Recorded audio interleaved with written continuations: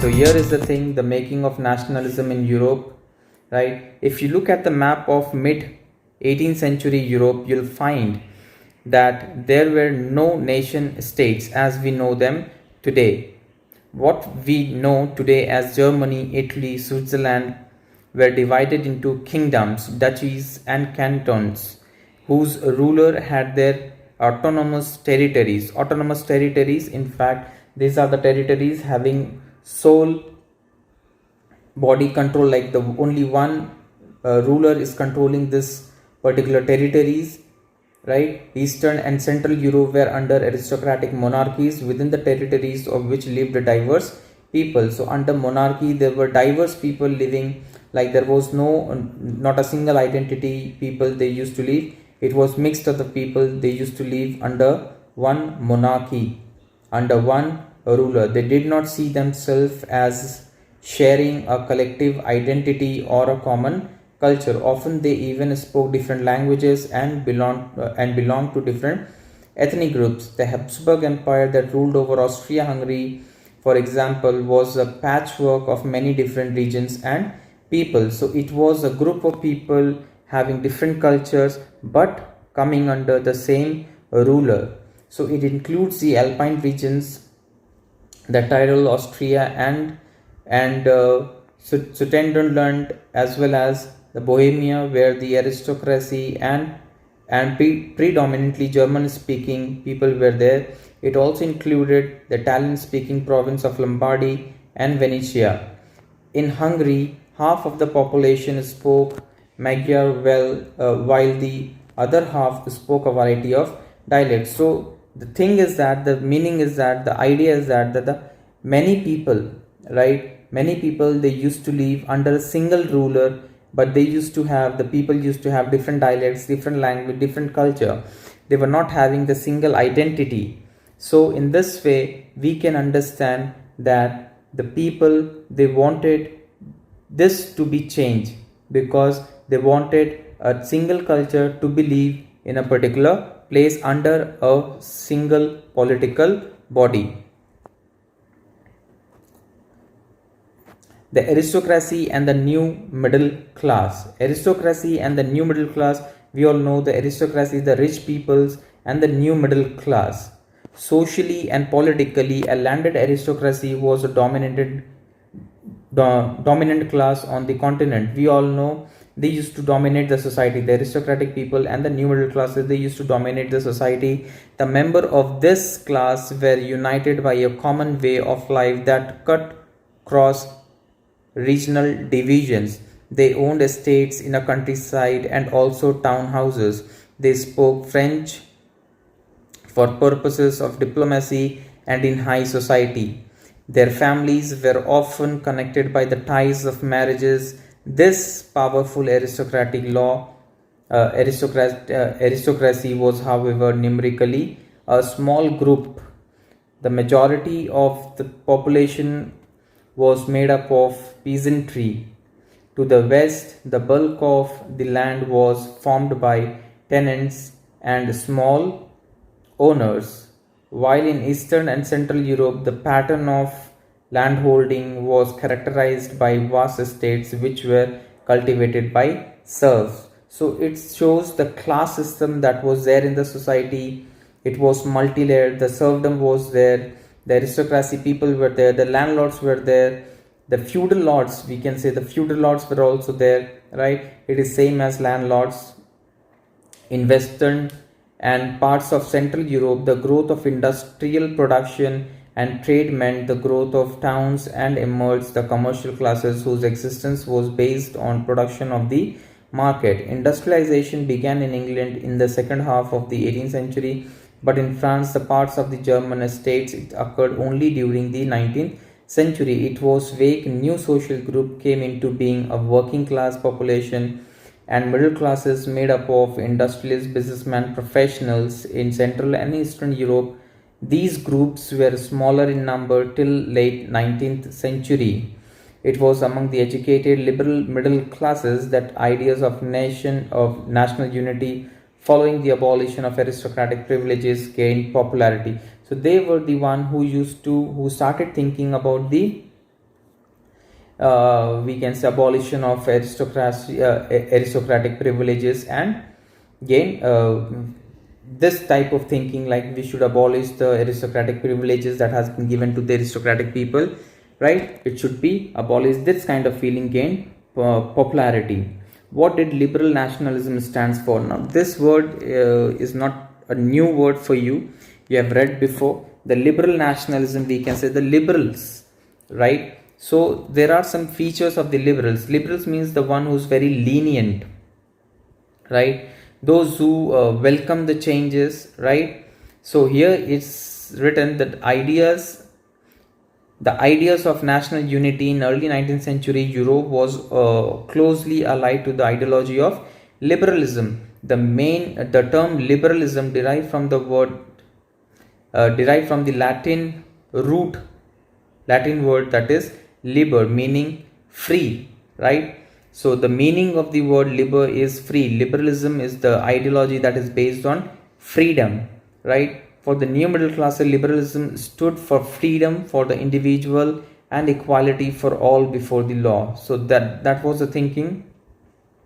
Politically, it emphasizes the concept of government by consent. Government by consent, that means which we are living in, right? The people is the head. The government by consent they can rule. That means from whom they can get the consent. It is from the people only they can get the consent. So people will going to choose the leader. Since the French Revolution, liberalism had stood for the end of aristocracy and clerical privileges. A constitution was represented the government through parliament, right? So parliament should be there. Parliamentary form of government should be there, where the representatives, they have to be chosen by the people. So they have to take consent from the people if they want to rule. So 19th century liberals also stressed the inalienability of the private property, we can say, yet equality before law did not necessarily stands for universal suffrage. So they, in every space they discussed about the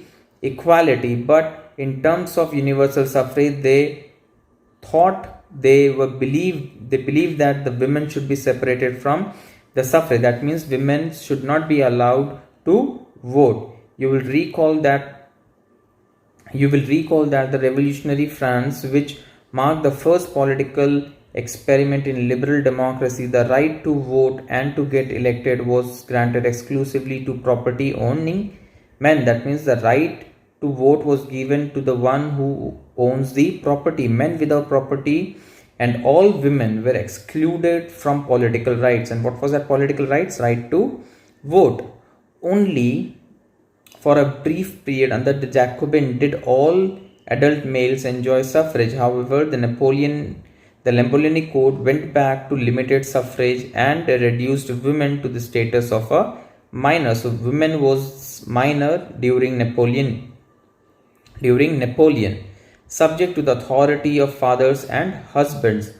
Throughout the 19th and early 20th century, women and non-propertied men organized opposition movements demanding equal political rights. In the economic space, liberalism stands for the freedom of markets. So no restrictions was given to the markets. It was the ideology of liberal. So everywhere we can say stressed on equality, but then on the suffrage basis, on the condition of women, they were still conservative. Now, Napoleon's administrative measures had created countless and small principalities, a confederation of 39 states, which of these passed its own currency and weights and measures. So we have discussed about this Napoleonic Code, that Napoleon tries to unify the administrative reforms, tries to unify the weights and measurement system, and that also responsible for the emerging idea of nation states, right? So Nuremberg, to sell his goods, would have had to pass through 11 custom barriers. So it was a barrier, right? Trade barrier was also there, which the Napoleon in his Napoleonic Code removed all such barrier. as each region had its own system of weight and measures. This involved time consuming calculation. So to avoid this, Napoleon introduced the uniform measures and uniform weights as well. Such conditions were viewed as obstacles in economic exchange. We all know any kinds of obstacles like the taxes, the custom dues, we can say, that changed after every territory, that created an obstacles for the economic exchange and growth by the new commercial classes. So every kinds of restrictions was been removed under Napoleon for the propagation of nation states. The new conservatism after 1815. So it was a time of liberalism, we can say, right? So Napoleon was very liberal, and he changed certain things. He came up with the new methods of reforms, we can say administrative reforms. But what happened after 1815, right? What happened after 1815? A new conservatism, the new kind of thinking that emerged was conservatism.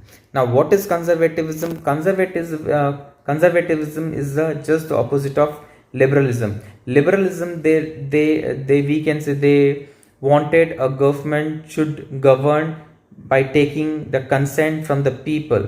But here the conservative people, they said that we should restore monarchy. That means we can say favor monarchy here, and that is why after they came into power, they restored Bourbon dynasty, which was been overthrown during French Revolution. All custom barrier was been introduced, right? Here we can say whatever changes was been done by the Napoleon, the conservatism, the new kind of the thinking that emerged here, they wanted to undo those changes that has been made by the Napoleon. So here we can see following the defeat of Napoleon in 1815 in the Waterloo, we can say, right, European government were driven by the spirit of conservatism. Conservatism believed that established traditional institutions by the state and society, like the monarchy, the church, social hierarchies, property, and the family, should be preserved.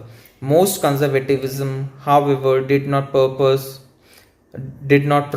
a return to the society of pre-revolutionary days. Rather, they realized from the changes initiated by the Napoleon that modernization could be in fact strengthen traditional institutions like the monarchy. It could make state power more effective and strong, a modern army, an efficient bureaucracy, a dynamic economy. The abolition of feudalism and serfdom could strengthen the aristocratic monarchies in Europe. Economists began to think in terms of national economy. They talked of how the nation could develop and what economic measures could help force the nation together. Friedrich List, professor of economics at the University of Tübingen in Germany, wrote in 1834, the aim of Zollverein is to bind all the Germans economically into a nation. So Zollverein was a custom union, we can say, right, which was been abolished by the Napoleon here, right. The aim of the Zollverein is to bind all the Germans economically into a nation. So it was good that the Zollverein, that the trade unions was been introduced here. The conservatism carried out with this. It will strengthen the nation materially as such by protecting its interests extremely as by stimulating its internal productivity. It ought to awaken the raise national sentiments through a fusion of individual and provincial interests. The German people have realized that a free economic system is the only mean to enter into a national feeling. Sources describe the political ends that List hopes to achieve through economic measures. New words. Okay, so new words: conservatism, a political philosophy that stressed the importance of tradition, established institutions and customs, and preferred gradual development to quick changes. In 1815, representatives of the European power, Britain, Russia, Prussia, and Austria, who had collectively defeated Napoleon, met at Vienna to draw up a settlement for Europe. The Congress was hosted by the Austrian Chancellor Duke Metternich, and the whole thing was called as the Treaty of Vienna or Congress. Vienna Congress. It was termed as Vienna Congress. The delegates drew up a Treaty of Vienna of 1815 with the object of undoing most of the changes that had come about Europe during the Napoleonic War. The Bourbon dynasty, which had been deposed during the French Revolution, was restored to power, and France lost the territory it had annexed under Napoleon. So whatever changes that has been made by the Napoleon, now it's a time for the conservatives to undo those changes. A series of states were set up on the boundaries of France to prevent French expansion in future. Thus, the King of the Netherlands, which included Belgium, was set up in the north, and Genoa was added to Piedmont in the south. Prussia was given important new territories on its western frontier, while Austria was given control to the northern Italy. So, in this, the whole thing, if we can understand, conservative regime set up in 1915 were autocratic. They did not tolerate criticism and dissent, and sought to curb activities that question the legitimacy of the autocratic government. So in every form, the conservatism tried to undo the changes that has been made by the Napoleon in Napoleonic Code. But after the defeat of Napoleon, they undo those changes. So this is it in the second video.